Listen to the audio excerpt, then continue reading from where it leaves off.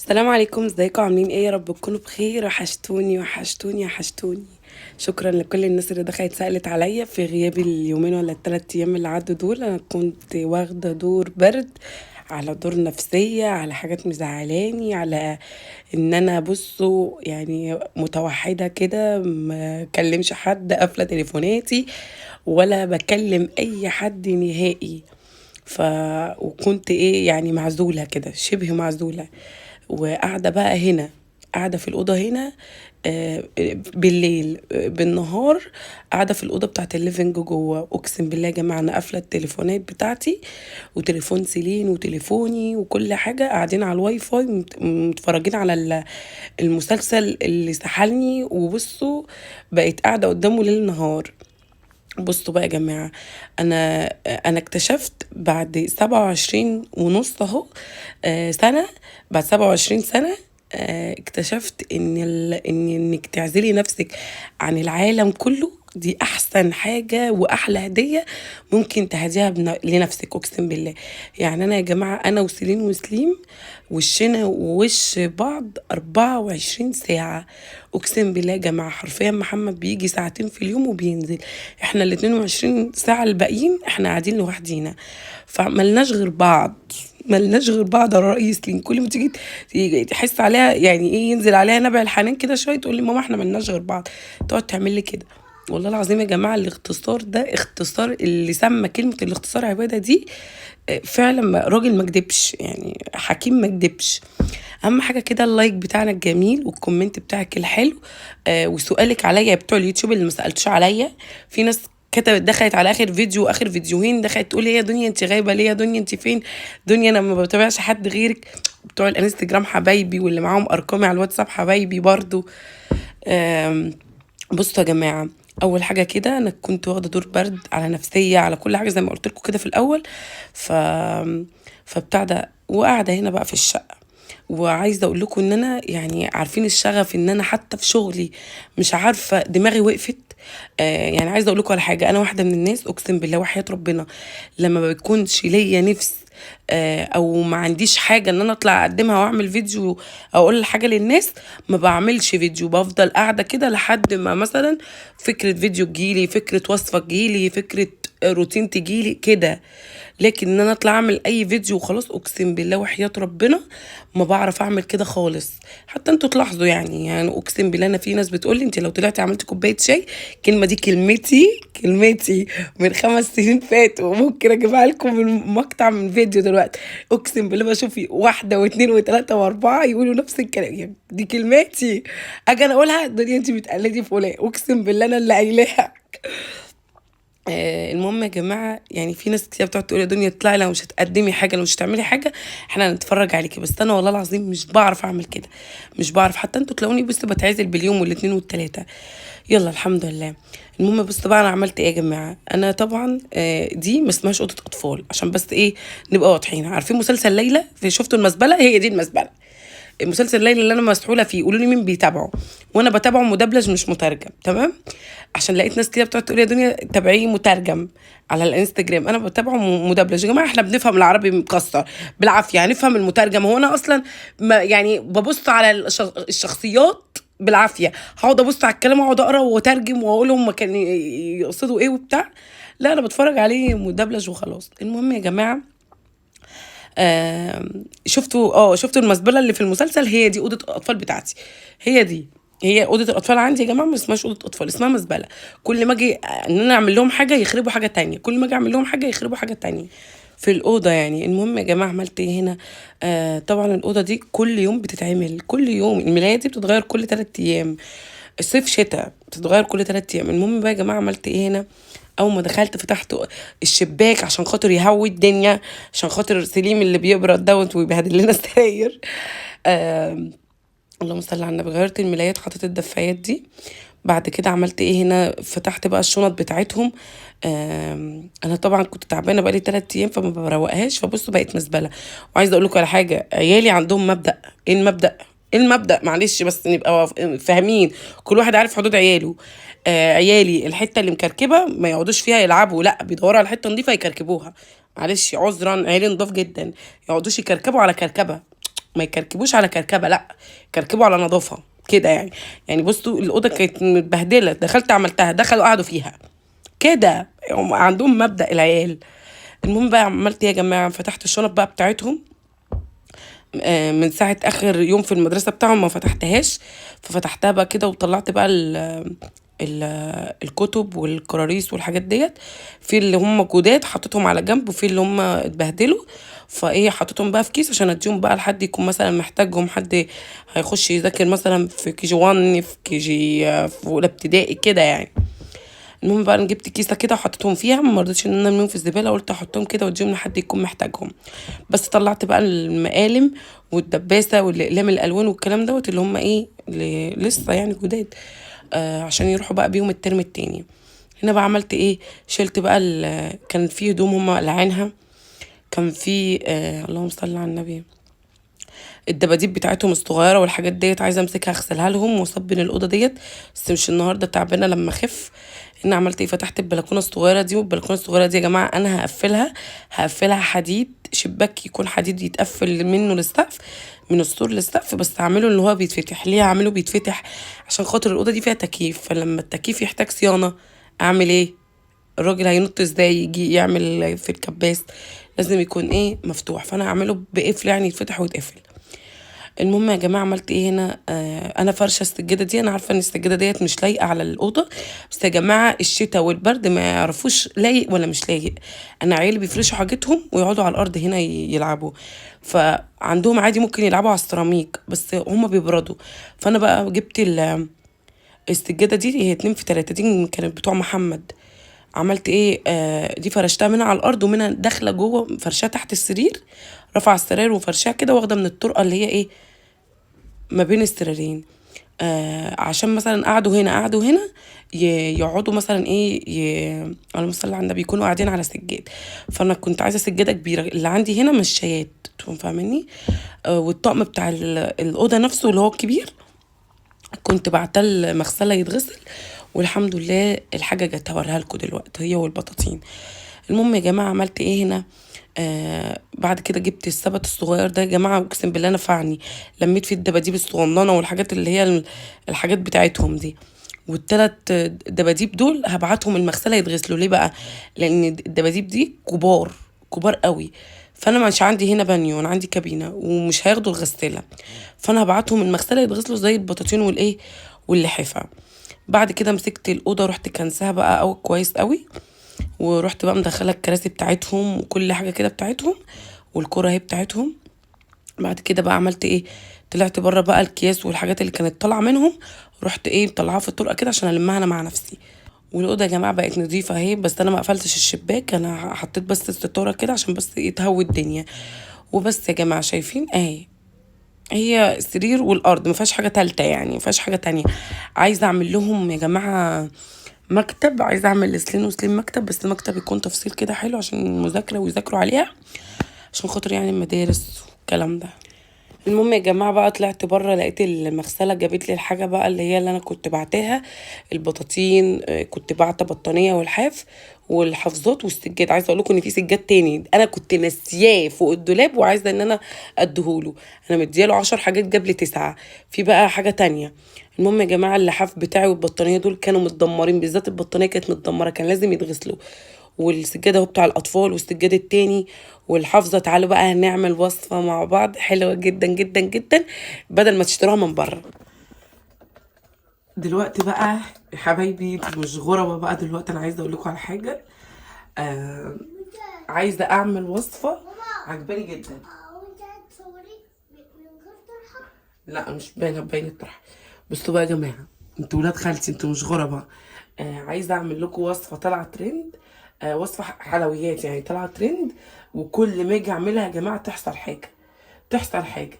حتى يعني ايه يوم ما ايه اجي اجمع مثلا المكونات بتاعتها الاقي في حاجه ناقصه، اجمع مثلا حاجات، اقول مثلا ايه انا بالليل هعملها او الصبح هعملها، الاقي يا جماعه ايه محمد فتح التلاجة خد جبنه، كل القشطه، كل اي حاجه منها، المهم ان في حاجه تنقص فالتصوير ما يحصلش وما يكملش.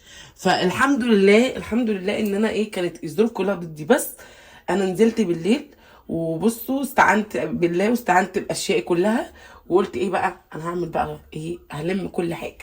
فالزبده كانت ناقصه، ودول جبتهم، دول جايباهم لتالت مره وخلصوا. يعني بصوا دي انا كنت جايباها، محمد كلها والجبنه كلها، فجبت بقى غيرها جديد. تمام. عايزه اعمل وصفه دلوقتي حلوه جدا، وصفه حلويات طالعه ترند. الوصفه دي غاليه جدا بره. برضو انا بس معاكم بس على حاجه، لو هتعملي منها واحده بس، لا انت ابرك تجيبيها من بره، لان الحاجات دي غاليه. انا هعملها ليه؟ اول حاجه ان انا بصور، تاني حاجه ان انا هعمل كميه، يعني هعمل كتير، ان احنا ايه، سين وسليم بيحبوا الحلويات ومحمد بيحب الحلويات، فهياكلوها بقى. ان بره ب 90 جنيه. هنعمل ايه دلوقتي؟ هنبيت تشيز بومب، اللي هي بتاعت بلبن، فهنعملها دلوقتي. عايزه اقول لكم يا جماعه ان انا هنا حتى بعت كليتي وجبت ده، بعت كليتي وجبت ده قلبت الدنيا عليه، قلبت الدنيا حرفيا كده عليه عشان اجيبه. السوبر ماركتات كلها، سوبر ماركتات ها، لقيت، قعدت بصوا قلبت اللي هم السوبر ماركت الكبير والصغير، ان انا الاقي صوص البيستاشيو ده اللي هو صوص الفستق، مش لاقياه نهائي. المهم عملت ايه يا جماعه، ان انا واحده صاحبتي بالصدفه البحته، بالصدفه البحته، اللي هي نجلاء بتاعت التورت لو انتوا عارفينها، كانت عندي هنا من فتره. فبقول، بتقول لي ده انا بجيب حاجتي من هنا، فبقول لها بتجيبي حاجتك منين يا نجلاء؟ اللي هي حاجه شغلها يعني. فبتقول لي المحل اللي جنبيكوا دوت، اتاري عندي محل بيبيع الحاجات بتاعت مستلزمات الحلويات جنب بيتي، جنب بيتي، وانا ما اعرفش. جبت بقى منه دول، جبت منه ديت، بعت كيلتي وجبتها، ومع انها بسعر الجمله. ودي كانت عندي اللي هي الشوكولاته النوتيلا. كل ده هنحتاجه دلوقتي. جبت ديت، ده يا جماعه ده كريمه لباني، كريمه لباني بودر، كريمه لباني حلو بودر، مش اللي هي العاديه، العاديه دي غاليه جدا. فانا جبت البودر دي، البودر دي حلوه جدا جدا، من اللي بيستخدموها بتوع الحلويات. فاحنا تعالوا بقى دلوقتي، ودي كنافه كانت عندي في الفريزر بس طلعت صغيره، بعت اجيب غيرها. دلوقتي بقى يا جماعه تعالوا هنعمل وصفه حلوه جدا جدا هتعجبكم. جربوها او اعتمدوها في رمضان، اي حاجه اللي انتوا عايزينها. يلا بينا نبتدي. بس اول حاجه نقطع الزبده. طبعا يا جماعه ان انا اتحديت الدنيا كلها، واول حاجه اتحديت محمد، اللي كل ما الم حاجه الوصفه ديت ياكل لي حاجه منها. المهم ان انا قلت ايه، اعملها في وقت هو ما يكونش قاعد فيه، او ان انا اجيب الحاجه واعملها، ما احطهاش في التلاجة، عشان احطها في التلاجة انا عارفه هيجي هيروح خلاص كده هيخلص عليها. المهم عملت ايه هنا يا جماعه، جبت قلب الزبده دوت، ورحت جايبه القطاعه البلانشه، ورحت ايه، قطعت الزبده كده وحطيتها في قلب العلبه، عشان خاطر احطها في التلاجة كده وتبقى سهله في الاستخدام. يعني كده لما اكون عايزه ايه، معلقه بتاع يعني مكعب زبده او حاجه، اروح واخده منها. ورحت الباقي بقى شايلاه كده عشان خاطر ايه، ما يكرفش على اي حاجه تانية في الايه، في التلاجة. بعد كده بقى رحت عامله ايه، رحت جايبه الكبه ديت، ودي بقى عشان خاطر اكسر فيها الكنافه. الكنافه دي يا جماعه، الكيس اللي هو اللي على اللي جنب الحاجه ده كان عندي في التلاجة بقاله اكتر من كذا شهر، من ساعه ما عملت الكنافه بالمانجا، فاكرينها. بعد كده بقى رحت جايبه الكنافه ديت، النص ب15 جنيه، يعني مش غاليه. انتوا عارفين يا جماعه ان انا زمان كنت، بصوا يا جماعه، دي بتحطيها في التلاجة ساعه كده تتجمد، عشان تبقى سهله معاكي في انك ايه، تعمليها. ممكن تكسريها بايدك، مش عايزه تكسريها بايدك، حطيها في الكبه كده زي ما انا عملت. المهم ان انا عايزاها تبقى ايه، زي بودره كده ناعمه. كنت زمان يا جماعه وانا صغيره فاكره ان الكنافه ديت مش بتتعمل، يعني ما بتتعملش اصلا غير في رمضان. يعني الناس ما بيعملوهاش، والناس ما يعني مش بيعملوها اصلا، بيصنعوها كده ويعملوها، والناس تعملها في البيت غير في رمضان بس. عشان كنت زمان كان عندنا حاجه يعني في قريب مننا كده، كانت بتاع بتتنصب كده، اللي هي الفرن بتاعتها، اللي هي بتتعمل بالطوب، اللي هي بتتعمل في رمضان دي بالطوب كده، والكنافه الرش دي اللي هم بيعملوها. فبتاع ده، وكانوا بيعملوها كده قبل رمضان مثلا باسبوع، ويجي بقى تتهد بعد رمضان. فانا كنت فاكره بقى كده، انتوا فاهماني، كنت فاكره كده.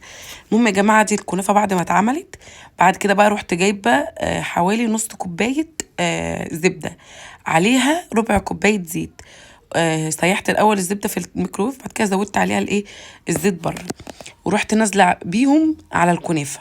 بعد كده بقى طبعا مش هينفع انك تعمليها بمعلقه، لازم بايدك كده تغلفي بقى الزبده كده في الكنافه، وتخليها كلها ايه، متغلفه. بعد كده بقى تاخديها وتحطيها على النار، اسهل لك تفرديها في صينيه وتدخليها تحت الشوايه في الفرن.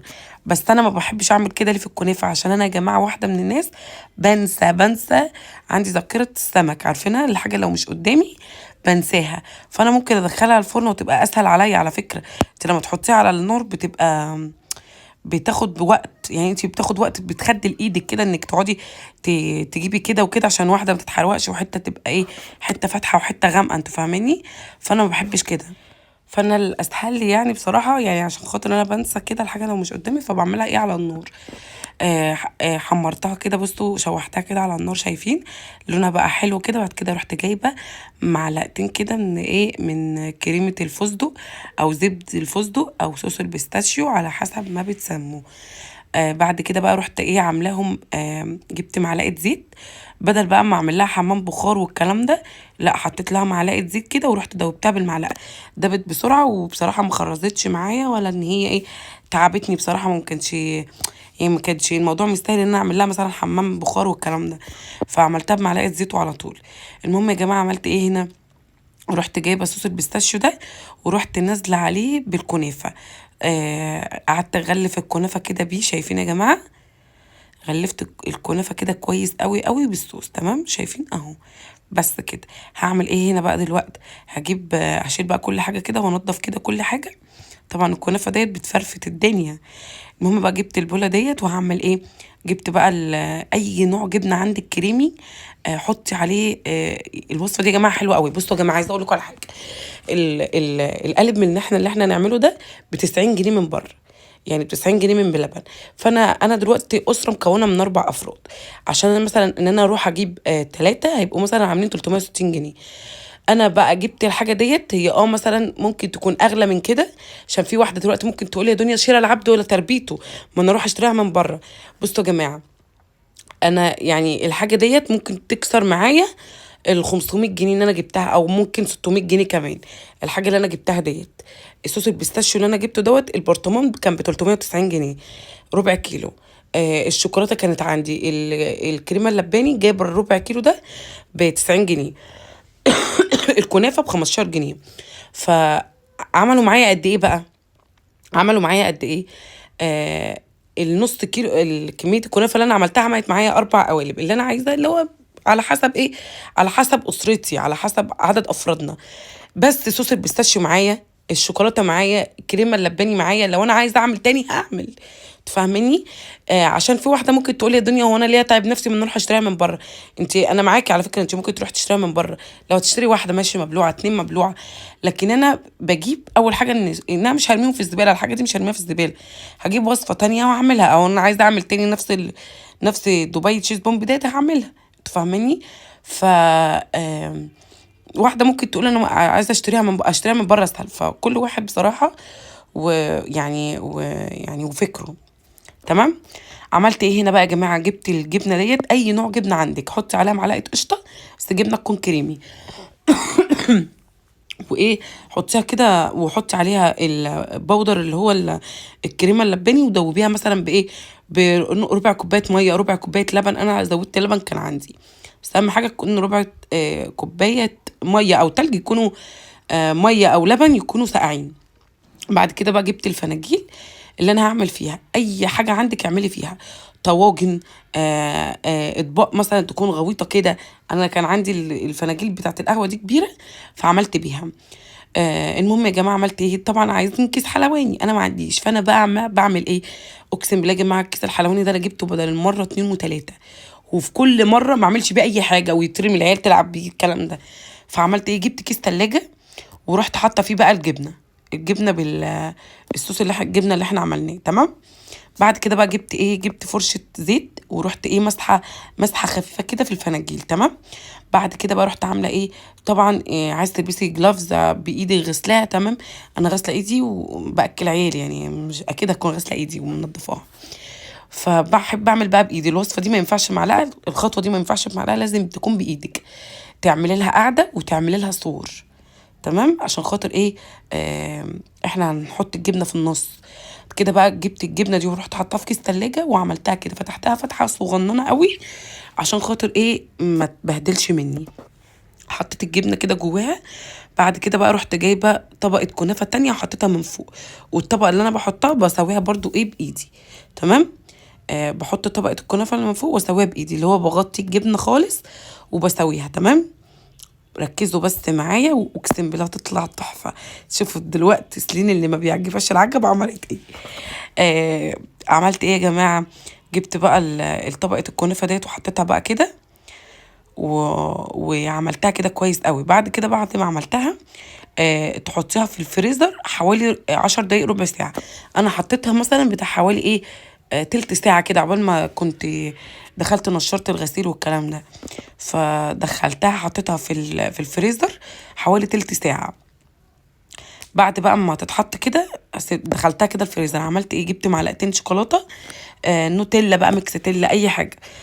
حطيتها كده ورحت حطيت لها برضو معلقه زيت ودوبتها كده عليها. بعد كده هنا برضو جبت معلقه صوص البيستاشيو دوت ورحت حطها برضو في قلب بوله كده، ورحت جايبه معلقه زيت برضو ان هي تبقى سهله معايا في ان انا افردها. وحطيت دي في كيس ودي في كيس تلاجة. بعد كده بعد التلت ساعه يا جماعه، وما تحطهاش اكتر من كده، هي مش مستاهله يعني. فجبت بقى سكينه رفيعه خالص اللي هي السكينه بتاعت السلطه دي، ورحت عامله ايه لفيت كده حوالين الفنجان عشان خاطر تبقى سهله معايا. تمام. بعد كده يا جماعه اهي شايفين تبقى سهله معايا جدا. انت ممكن تحطي في الطواجن اللي هي الفخار عادي جدا، ممكن اعمليها باي حاجه انت عايزه تعمليها، بس انا حبيت ان انا اعمل لكم الشكل بتاع بره. هنا بقى يا جماعه ايه كنت بسويها كده بالسكينه عشان عاملاها في فنجان يعني. المهم بقى عملت ايه؟ جبت بقى الشوكولاته بعد ما دوبتها في معلقه الزيت، حطيتها في كيس تلاجة كده. بقى الجيش قال لي اتصرفي، مفيش كيس حلواني اتصرفي. رحت عامله ايه بقى؟ حطيت الشوكولاته كده عليها من فوق كميه يعني كده حلوه على كل واحده كده فيهم. كده بقى رحت جايبه المعلقه وايه لفتها كده حوالينها، فاهمينها؟ لفتها كده حوالينها يعني ايه دوبتها كده كأنها زي الشكل بتاع بره. شايفين؟ اقسم بالله يا جماعه محمد اللي جربها من بره لما جه قال لي طعمها خطير. دي حاسه ان فيها صوص البيستاشيو دوت، هي دي اصلا يعني المكون الاساسي بتاعها. بيقول لي اصلا حاسس ان هي طعمها حلو قوي يعني. الصوص باين فيها، التانية شكل بس. المهم بقى يا جماعه بصوا بقى ده الشكل النهائي اهو. جبت بقى صوص البيستاشيو التاني اللي انا حطيته في قلب كيس ورحت حطاه بقى كده. انا عندي اللهم صل على النبي.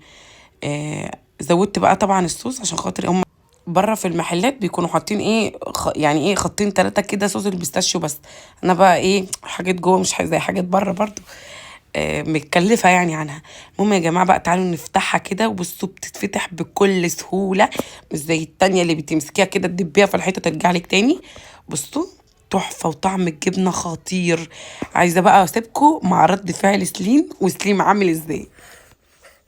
بقي عاوزة اجربها، بحبها عاوزة اجربها. تعالى انت هنا يلا قوم يلا خش انت مطرحها. شوفها. ايوه طعمها حلوة سنين. يا ماما بتعمل حاجة وحشة يلا؟ حلوة قوي. حلوة؟ تعالى يا سليم هنا اقف هنا. ايه طعمها ايه؟ حلو. ابلع طب اوعى طيب. يا جماعة جربوها يا جماعة خطيرة. قولوا جربوها مش هتندموا. جيبها لي بالشوكولاتة بعدين هنا مأكلين. حلوة؟ هاتي كمان. عايزة اقول لكم يا جماعة سيرين دي ما بيعجبهاش العجب زي ابوها كده بالظبط. ان هي حاجة تعجبها كده انا عرفت ان هي تحفة.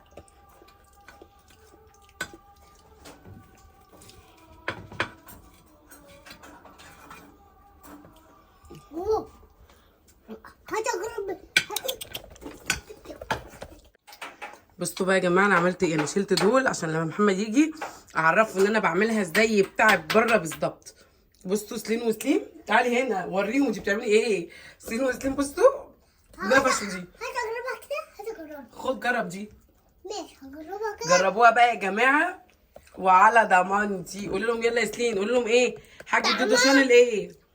طعمها يوديها حته ثانيه. طعمها هيوديكوا في حته تانية. انت بتعملي ايه يا اعلان يا سلين ولا ايه؟ سيلين، دودو شاطر بتعمل ايه؟ اكل حلو. اوه سليم، دودو شاطر بتعمل ايه؟